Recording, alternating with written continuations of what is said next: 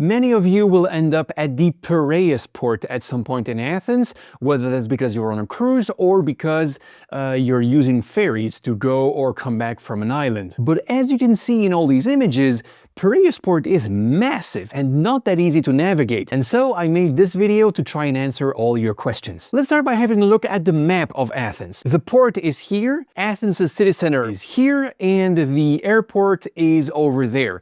The blue metro line connects all three, but there is a big caveat to this. Since the port is so big and there's only one metro station, depending on what gate you need to go to, it might be a really long walk from the metro station. The 3 cruise ship terminals, for instance, are all the way at the other end of the port, which puts you half an hour on foot from the metro station. Now, just so you know, there is a free shuttle service within the port, but it only covers the northern half, which ironically are the gates for the not so popular islands like Samos, Lesbos, Kythera, and so on. So if you had read somewhere online that there's this great shuttle service in Piraeus port free of charge, forget about it, you will probably not be using it. So yeah, you can use the metro to get to Piraeus port, but it's gonna be much more comfortable to get a taxi, especially if you're carrying lots of suitcases. I'm gonna leave 2 links down below to book such a transfer. The first link is for 2 people and costs around 40 euros. The next link will be a van that can have up to 7 people plus bags, so it's really big, and that's around 90 euros. And the ride between Athens city center and the port takes 20 to 35 minutes depending on traffic. Piraeus port consists of 12 gates in total, which are very clearly labeled on the ground. If you're coming by taxi, you'll be dropped off literally by the water a few meters away from your ship. Super convenient. If you're coming by metro, use Google Maps to get to your gate on foot from the metro station. And of course, your gate number will be written on your ferry ticket once you have booked it online.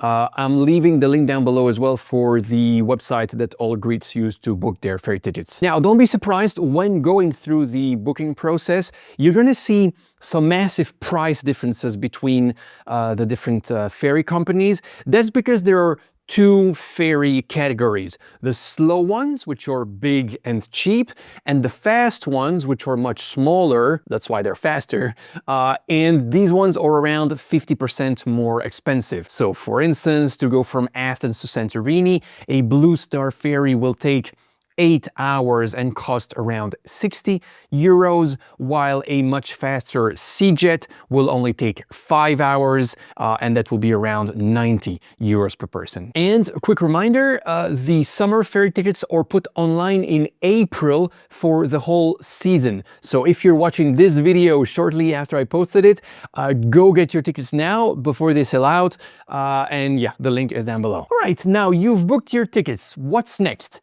Well, 1 or 2 days prior to the ferry departure, you will receive an email to do the online check-in as you would do for a flight. No need to print anything or go to an office at the port. You'll be fine with an electronic ticket. You just show that on your phone and you're clear to board. Now, how early should you get to the Piraeus port? Well, the rule of thumb is half an hour before departure.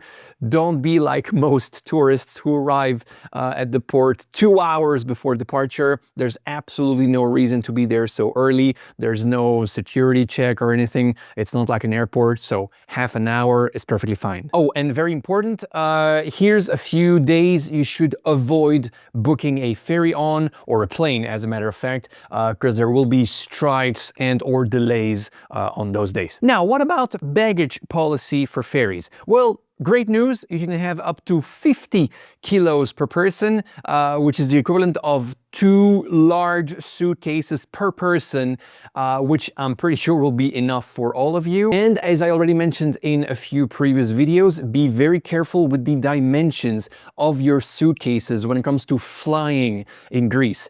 The Greek airlines typically allow carry-ons with a maximum width of 23 centimeters, while the carry-on you have at home is probably 25 centimeters, which is much more of the international standard.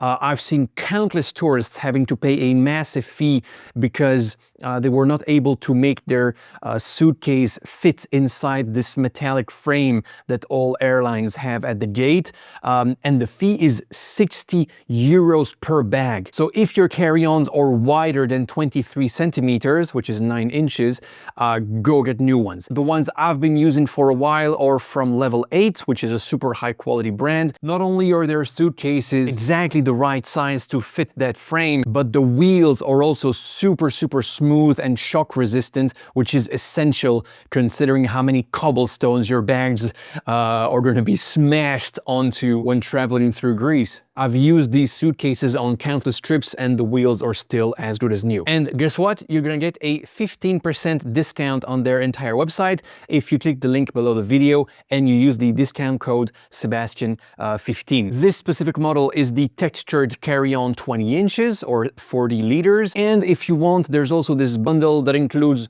this carry-on plus the Atlas backpack, which is the exact maximum size for Aegean Airlines personal item. So getting these two together is a great combo when flying in Greece. And in case you need to get a large suitcase as well, I recommend the Voyager 30 inches. It's the largest allowed size by Aegean for checked bags. So if you're looking to have the absolute most space to bring back tons of souvenirs, this is the one. And it also has this great super wide handle, which gives you much more stability when pulling it on all these very uneven terrains. All right, I'm gonna leave you with the 4 best day trips to go on from Athens: the Meteora Monasteries, Apollo's Sanctuary in Delphi, the 4,000-year-old archaeological site of Mycenae, and a boat excursion to the 2 wonderful nearby islands of Agistri and Aegina. And there you go, that's it for today. Hope you liked it. See you in the next one.